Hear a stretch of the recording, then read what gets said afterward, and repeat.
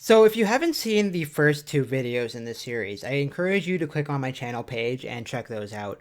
As I understand, the last video I posted, which is on the topic of psychedelics, it didn't appear in many of your sub boxes, and that's probably for the reason that it's about psychedelics and YouTube doesn't want to promote controversial content. But if you haven't seen that video, you can go back and check that one out. Luckily, that one isn't super necessary to understand the kind of thread of the argument that I'm laying out here. So you can watch it if you want, but again, it's not totally necessary. And in this video, in this chapter, I discuss DMT in more detail, and I give a general account of what DMT is and what it does. So DMT is one of those tryptamine-based psychedelics that I discussed earlier. And just by looking at it, it's a rather inconspicuous molecule. Like, just looking at its structure, you wouldn't expect it to be able to do anything, especially not on the level which it can purportedly do. Now, just like all psychedelics, like all the common psychedelics, DMT was made illegal by the War on Drugs. It was declared as just as harmful as many other Schedule One drugs in the U.S. And made illegal, which is a kind of an odd thing because DMT is a very naturally occurring substance. It's a very common and widespread plant hormone, and various plant species actually contain DMT and use it as a hormone inside their structures. For instance, a relative of the coffee tree is known to produce very large amounts of DMT. And so it's kind of a dilemma. Like, do you ban the plants based on how much DMT they contain? Then you would end up banning a huge number of plants, including some of the plants that we consume. But it isn't just a plant hormone. Trace amounts of DMT have been found in the human body, where it seems to be a metabolite produced by the liver. And in rats, DMT has even been discovered in the pineal gland of rats. It hasn't been discovered in the pineal gland of humans yet, but it would stand to reason that it is produced there in some quantities, especially if it's found in rats. Interestingly, the pineal gland is also where René Descartes believed the seat of the soul to be. The pineal gland is actually a very interesting organ because it's located inside the brain, and yet it's kind of distinct from the brain. And it's not known whether it has a role in DMT production in humans, but it's definitely possible. Now, much of the information about DMT comes from the work of Dr. Rick Strassman, who wrote the famous book DMT, the Spirit Molecule. Actually, one second, I'll go get it. Yeah, so this book, DMT, the Spirit Molecule.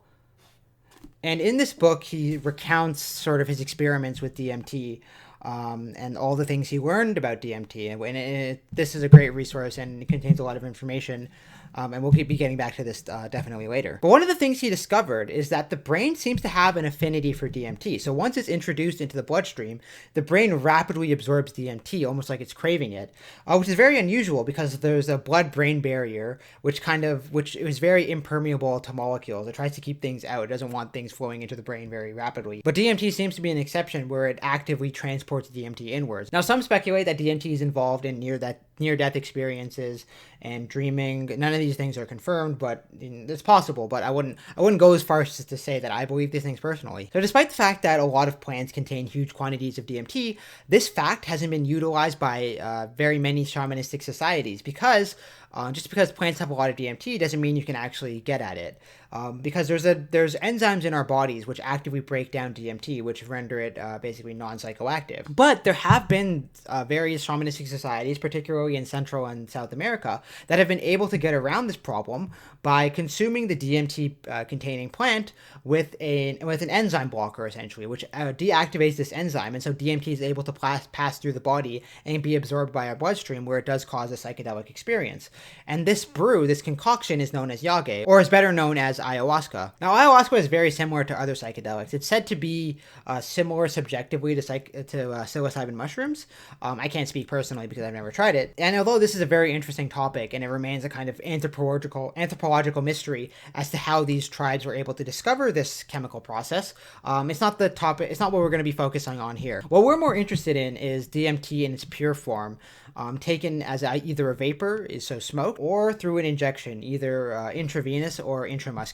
But to my understanding, intravenous is the more direct method. And this experience is so different from taking DMT orally that it might as well be considered as a distinct experience. In my opinion, it pretty much is a completely distinct experience. So if you smoke or inject DMT, the entire thing, is said to last between 5 to 15 minutes, usually less. It could be as short as 3 minutes. Which is extremely unique among psychedelics because most of the psychedelics tend to be very long lasting. They can last anywhere from 4 hours to 12 hours. And so 15 minutes is very, very short duration. And smoking is sort of the preferred method for recreational users, probably because it's more safe. or at least, not as risky as injecting a needle into your arm. And the vapors produced by smoking DMT are said to be extremely harsh. It's very hard to keep them down because they seem to burn your lungs, and the taste is kind of gross. And when people try to smoke this, it can be very harsh on your lungs. But after you manage to do it, the effects are said to start immediately. Again, no overdoses have been reported from DMT. It is physically very benign. It won't actually harm you physically. And not only is the LD50 very high, it seems impossible to be able to take more than a certain amount, because as you're smoking it, what tends to happen is that you fall unconscious, rendering you incapable of smoking anymore. Now, Rick Strassman, during his experiments, was actually injecting DMT because he had a very controlled settings and was able to get very pure DMT, and so he was able to use the injection route, which produced a very very similar effects to the smoked route. So what does DMT actually do, and why do I claim that it's different from other drugs? So as I alluded to before, DMT is often claimed to be the most powerful psychedelic known to man. So DMT is like a very condensed version of a very intense psychedelic trip. The first thing that's commonly reported is this humming sound, which seems to get louder and louder and more droning and more forceful. And then the environment around you will drastically shift. It's almost like everything turns into a video game. Everything turns into this pixelated video game landscape, along with colorful fractals and all these swirling geometric patterns appearing everywhere, appearing on the surfaces, and then kind of filling up your visual field. And the experience is so fleeting and so fast that it's difficult to even make note of the things that are going on before you find yourself coming back down. Now, as you increase the doses, the experience does become much more forceful and chaotic, and ego death is nearly a guarantee at this point, to the point where people forget who they are temporarily. And it can be so powerful that you get tempted to kind of fight the experience and fight back against the ego death. But again, as I stated in the last video, this is not advisable. The more you try to fight it, the more you'll panic, and the more things will spiral into a negative state. So it's better to just let go and let your ego die, and not worry. Your ego will come back. It won't probably come back in the same form that it left, but it will come back. So again, in order to avoid a negative trip, it's very important that you try to let go. And yeah, again, this is a very dangerous thing, actually, because people have been reported to become extremely violent and start thrashing around trying to resist the experience, breaking glass and things. So yeah, things can get very bad if you're unable to let go. And so this is one of the big dangers of DMT, and one of the reasons why it's probably not advisable to take it.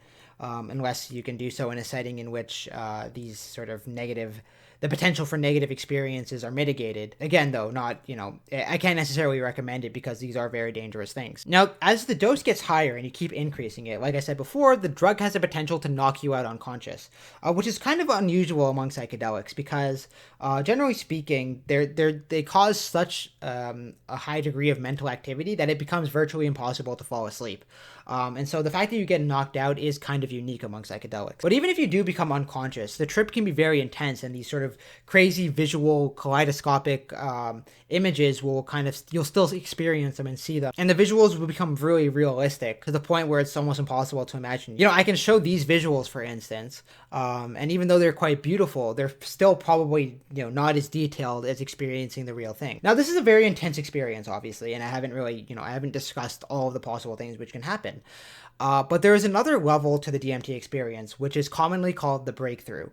And this book and this discussion and this theory are all based on the breakthrough experience, and what happens when you have a breakthrough. Based on all of the accounts which I've read, I would describe this as the most intense experience a human being can undergo. And, I don't know what else to compare it to. Skydiving? No, definitely not as crazy as DMT. I can't actually imagine anything that's as crazy as this. This is probably the most intense thing that a person can experience. So a breakthrough occurs when a threshold amount of DMT is taken. Terence McKenna claimed that this was 3 big hits, but the amount differs for everybody. Some people can get by with 1. It's more likely to occur if you take a high dose, especially when you inject it, because that's much more controlled and you don't have to deal with the harsh vapors. But once you reach this threshold amount, a breakthrough occurs. And a lot of people try to reach this breakthrough state, and then they find themselves questioning, like, did I actually reach it? Did I actually see this, see the breakthrough? And the funny thing about this is that if you find yourself questioning that you had a breakthrough, you probably didn't have one, because it's such a distinct experience and such an intense experience that once it happens, there's no questioning it. You definitely know it occurred. So I need to confess, I need to be totally honest. I've never had a breakthrough experience, and frankly, the more I learn about it, the more I don't want to have one of these experiences. Will I in the future? I think I will. But as of right now, I've never experienced this myself. So I'm not speaking from personal experience. I'll be speaking reporting on the accounts which other people have made. Now, this is just a general survey of the type of experience which occurs when various individuals have had this breakthrough experience. And it's not meant to be like a scientific sample or anything, but it is just kind of. In this video, I'm going to include a lot of accounts which you can check for yourself and see their experiences, because I'm going to be leaving out a lot of details.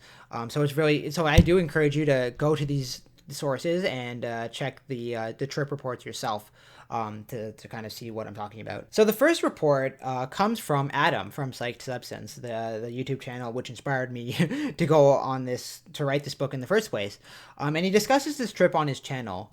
Like I said, it's an amazing channel. If you haven't heard of it, definitely go check it out. It's really incredible. He has a lot of experience with psychedelics, and he does a really wonderful job of illustrating his experiences. And in this particular story, which may or may not still be on his channel, if it's still on his channel, or if there's a similar story to it, I'll link it in the description below so you can check it out. But in this particular story, Adam he's already tripping on LSD when he has the sudden urge to take DMT.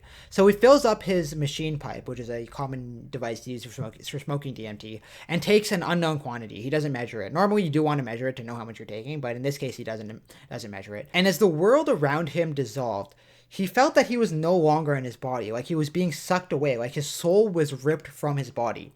The next thing he knows, he's no longer in his body, and instead he is what he can only describe as being in a different dimension. And in this dimension were entities who apparently looked nothing like humans. These entities began to communicate with Adam in a form which he describes as being similar to telepathy, yet not exactly telepathy. That's just the best way he can describe it. The important thing to take away is that this form of communication, however these entities were communicating with him, it wasn't through verbal language. It was through some other ineffable means. Now, when trying to describe what these entities look like, Adam simply states that it's impossible to describe what they look like. Like, even if he tried, there would be no words to describe what they look like. It's like the English language just doesn't have the vocabulary needed to describe the appearance of these entities. They're just so complex and so detailed that it's impossible to describe in words. But despite the fact that this other dimension looks nothing like, ordinary waking life, he didn't describe it as unfamiliar. Instead, he had this feeling that these entities were known to him, and that this excursion to a different place wasn't actually like that. It was more of like returning home, as if he had been to this dimension before, as if he was returning back to it. And he knew these entities. He knew who they were. He wasn't as if he was meeting them for the first time. It was as if he was reuniting with them. And he describes it as like being reunited with his long lost brothers. So while being here for a very long time, he suddenly felt the need to return back to his body. And the entities understood this, and they assured him that Adam would return. They told him that not to worry, you will be back and you will rejoin us. But they also told him that in this life, in his ordinary waking life, he had some sort of mission to fulfill. Those are the words, if I quote exactly, it was as if I had this mission to do in this life, and that's why he felt compelled to return to his body. So Adam awakens in his body, and his friend said that he had basically fallen unconscious after taking the hit. But the story doesn't end there. Adam decides to smoke the DMT again, and he returns to this exact same dimension and meets the exact same entities, and hangs out with them for a while. And this repeats itself a few times. When I guess he's about done with the DMT, the entities tell him that if he wants to return permanently, he has to die. And he becomes convinced that the only way for him to stay permanently in this DMT dimension was if he actually physically died. So once Adam came back from the sort of final DMT trip, he realizes that, or at least he comes to the revelation that, his life would continue in some way even after death. Now, Adam himself is unsure if this actually happened. And in fact, given how intense and lifelike the experience was, especially the fact that he kept encountering the same group of entities, it caused him to think that this experience really did happen. Like, it wasn't just a hallucination. Like, he really did leave his body and go to this other place. which he acknowledges sounds crazy, but if you actually have the experience, he says that, you yourself will also be convinced of this fact. And so a large part of him does believe that the experience did happen. It wasn't totally hallucinatory. So while this was the first video and the first trip report I saw from Adam, it wasn't the first on his channel. And in fact, he has another video, and if it's available, I'll link it below, where he discusses his first time smoking DMT, the first time he had ever broken through. Because I'm pretty sure he tried it before that. It's just that he'd never broken through until this experience. So Adam, during this experience, he's already high on MDMA, and he gets the urge to smoke DMT because he realizes that if he's under the influence of MDMA, it may make it easier for him to let go and sort of surrender to the experience rather than resisting it. So he takes the DMT, he takes his hits, and then he has this feeling of a presence entering the room. And just like before, it seems to suck him out of his body and then take him to another dimension. And again, he finds himself in this place which he calls the DMT world, which he describes as a different dimension, and it's not remotely similar to anything you experience in this reality. It's completely different. So different that nobody even attempts to describe it. It's like being in another universe, according to them. And something which I find eerie is the fact that Adam doesn't say that this world feels dreamlike or fantastical, but instead says that the whole thing feels more real than real. And I don't know how to describe just how bizarre that is. How is it possible to enter into a place that's being produced by drugs in your mind, and you're unconscious and you're not experiencing anything consciously, and yet this place you go to feels more real than reality? It's very bizarre and very mind-boggling. So despite the otherworldliness of this DMT dimension, the fact that it's nothing like our dimension, nothing like our waking ordinary life, Adam says that he doesn't feel like a stranger in this place, that he feels like he has been there before. There's this sense of familiarity, as if he had just gone home. And just as before, he's greeted by these entities. And again, like before, Adam says that it's impossible to describe what they look like. They're just so complex that there's no words in the English language to actually describe them. Just think about how bizarre and alien that is. Imagine encountering something, a living entity, that's so different from anything you could possibly imagine that you can't even describe it later on. Like, it's some Lovecraftian stuff going on. And it's really eerie if you ask me. Now, something which wasn't mentioned in the last experience, but which I find, makes this whole thing even more mind-boggling, is that Adam has the feeling that he's not in this dimension for, 5 minutes. He seems to have been there for several weeks, possibly several months. So he smokes this drug and he goes to another place for what feels like multiple months, which is why it was incredibly disorienting when he returns to his body and then asks his friend who's in the room, how long has it been? And his friend reveals that it's only been 3 minutes. So imagine having an experience that feels like several months go by and then coming back to your body and then realizing that only 3 minutes had passed. This is probably the greatest sense of cognitive dissonance that a person can experience. Like, to be in a place for multiple months and then find out that it's only actually been 3 minutes, it's fucking nuts, to be frank. Now, this experience caused him to completely question the nature of reality. Because again, like last time, it really did seem like he went to a different place and encountered these entities. Like, these entities were real and truly existed apart from his own mind. They weren't creations of his mind, or at least that's what it felt like. They felt like external entities. These entities saw him as clearly as he saw them. He even acknowledges that the story sounds, too crazy and too loony, frankly, for people to believe. So he understands if people don't believe him, which is kind of understandable because it is such a crazy experience. Now, the next report comes from another YouTuber who goes by the name CgKid. His real name is Philip Markov, and his channel is amazing. He's a recovering poly addict, and basically he just recounts his experiences with multiple drugs that he was addicted to in order to sort of help people who are suffering from addiction sort of learn how to do it, how to overcome his addictions. It's a very admirable channel. It's very awesome, so I recommend if you guys want to have a look. But he has also tried DMT, but unlike Adam, he's only ever had one breakthrough experience because after he had the breakthrough experience, he became so terrified that he vowed never to touch it again. He said, like, if he knew that DMT was in the room, he would have a panic attack just from knowing it's there, knowing what would happen if he smoked it. And the experience was way too intense and way too unimaginable for him to ever go back. Now, when he first heard about this experience, before he had actually broken through, he began to theorize that that DMT takes you to this internal dreamscape realm, like almost like you're having a dream, and that it's just more vivid because of the drug. In other words, it was an intense mental hallucination.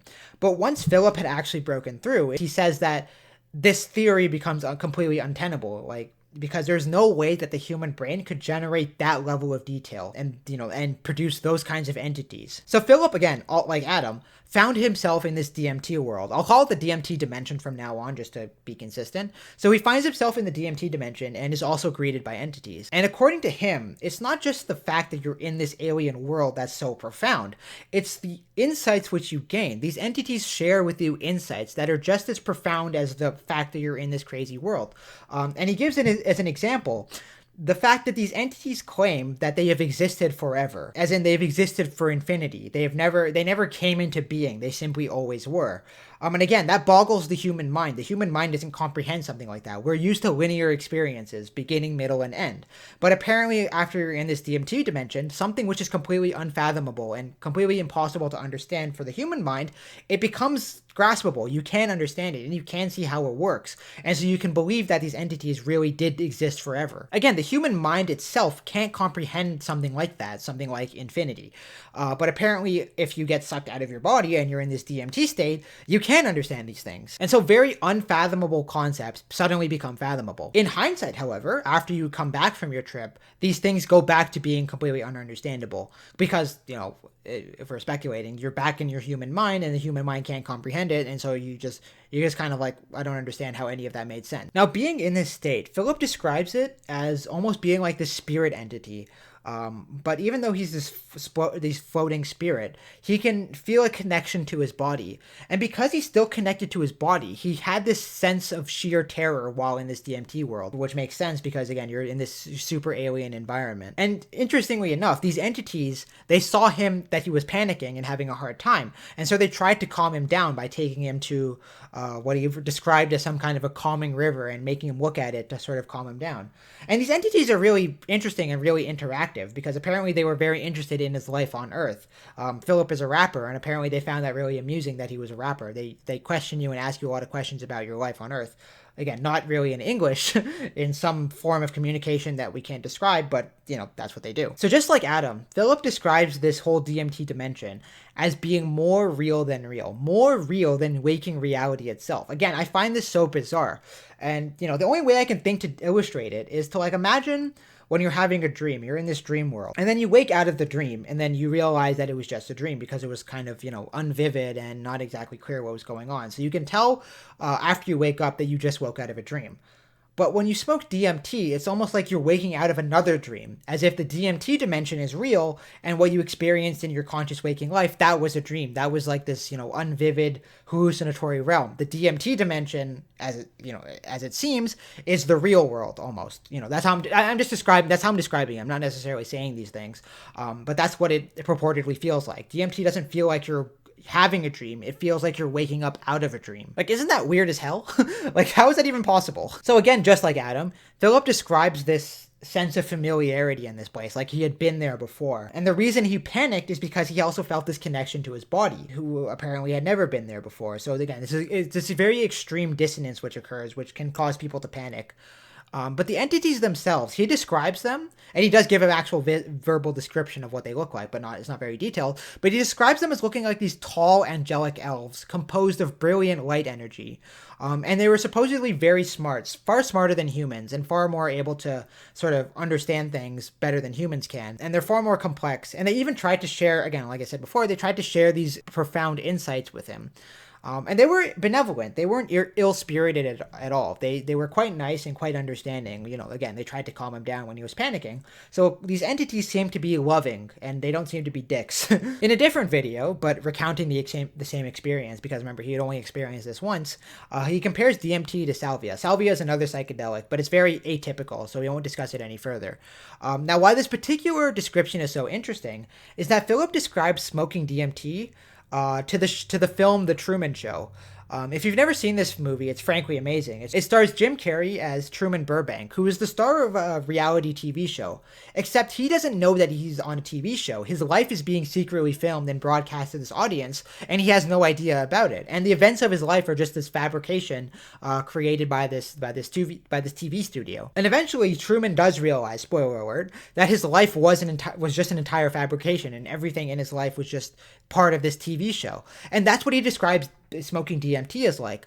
It's almost like these DMT entities are this audience which watches us from a different place, and they're watching us right now, supposedly, and like we're in this kind of TV show. But when you smoke DMT, you realize that there's an audience. You see them. You finally discover who's been behind this whole illusion, and I guess that's very disturbing to find out. And then you find out that your whole life has been this elaborate fabrication for these DMT entities. It's very bizarre. And I find that a very, very useful metaphor going forward. Now, you might be thinking, like Adam and Philip, it's a relatively small sample size. Maybe their experience is just unique, and so we shouldn't take their word for what they experienced.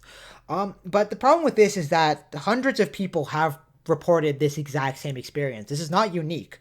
People who smoke DMT, this is a typically recurring experience. Everything that I've discussed so far, the entities, the fact that they don't use verbal language, the fact that they're very hard to describe, that this place is like a hyperdimensional reality, which is far more complex than this, the fact that it seems more real than real and yet somehow is familiar, all of these are typically recurring phenomenon when people smoke DMT. Even the time distortion is a common experience. The fact that people feel like they've been there for months. I've heard one account of a person who thought he was there for thousands of years, which is terrifying. Imagine being in a place for thousands of years. Like, good God. Now, even Joe Rogan's trip reports follow a similar pattern. You could probably see him talk about this all the time on his podcast. He describes the DMT dimension. Again, he calls it as being more real than reality itself. In this state of mind, you become convinced that this DMT dimension is way more real and realistic than reality itself. Again, crazy. And he comes across entities who seem to be far more intelligent than humans. And they apparently show him things which are impossible to believe. These very unfathomable, incomprehensible things for a human, which is impossible for a human to understand, and yet when you're in this DMT dimension, you can understand these things. And again, they don't seem to communicate through words. They communicate using this different sort of way of communicating. Even the words that I'm using are probably not accurate enough to actually describe how mind-boggling this experience seems to be. Now, even Rogan himself says that he's not entirely sure that this experience occurred outside of his own mind. But he also does know that there's no way that the human brain could produce this, or at least it doesn't seem logical that the human brain can produce this experience on its own. And I'm quoting directly, "This very experience should be impossible. It's too alien. It's too beyond the imagination. It's too beyond anything I could have concocted based on the context of the life that I have lived." Very interesting, because again, when we have these sort of psychic experiences, the world around us that we produce, because I've been to internal states of mind. When you dream, you kind of go to a different place, right? But like the world of a dream is constructed of things you've experienced before. But what DMT seems to reveal are all of these things that you've never experienced before. This sort of hyperdimensionality, these entities, you've never seen anything like them, and yet here they are presented to your mind. And so that's why people become convinced that it doesn't actually take place inside their mind, that they actually do leave their bodies and visit another dimension. So the last person I'll discuss for this video is the bodybuilder Dorian Yates, who is brave enough to openly discuss his DMT experiences. Again, it's a very risky thing to openly talk about it, especially how crazy it sounds. You could easily be taken the wrong way and being considered a lunatic. I'd imagine some of you probably think I'm a lunatic right now for talking about this. But again, the experience is quite similar. And the reason I want to touch on this experience is because Yates uses a very interesting metaphor to describe it. He says that the human brain is like a computer with a limited processing and a limited storage capacity. And so it can't really understand super complicated topics, which is true. Humans can't really understand, for example, like the length of time, like extremely long lengths of time, or like really long distances, really big numbers. Our brains really can't compute that kind of stuff. But when you leave your body, as it seems to be with the case with DMT, you're not limited to your brain, and so you can understand, have these crazy insights and kind of download this huge amount of information.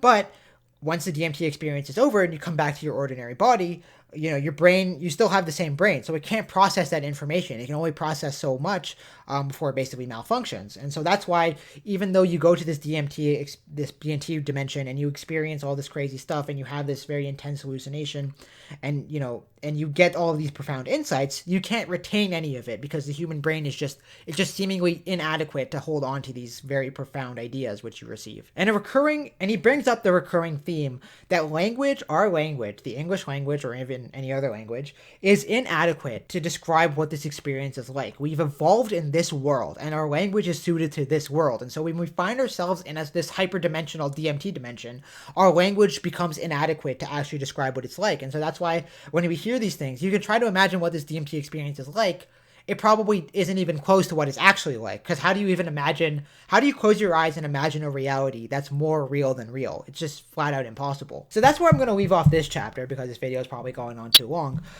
In the next one, I'll continue my exploration into various DMT experiences, starting with the legendary Terrence McKenna, whose experiences are so colorful, and he's such a good speaker that again, you really get a sense of what's going on. And yeah, so look forward to that. I'll be discussing a few more DMT trips after that. But yeah, thanks for watching. I hope you're liking the series so far. Take care, and remember to exercise caution whenever doing anything potentially dangerous for your mind. See ya.